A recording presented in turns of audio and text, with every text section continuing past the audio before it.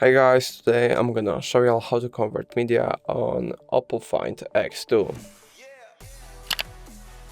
Firstly, go into Google Play Store, tap on search bar, and type in image converter.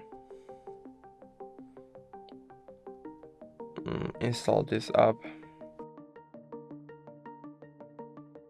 Now once the installation has succeeded, you can open the app. Close this pop-up. Now select the required format, let's say PDF, allow, and now tap on add images, import from gallery.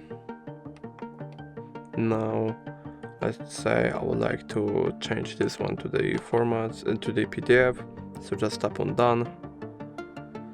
Now tap on, if you like, you can compress it, but I'm not going to do that, so just tap on done and save.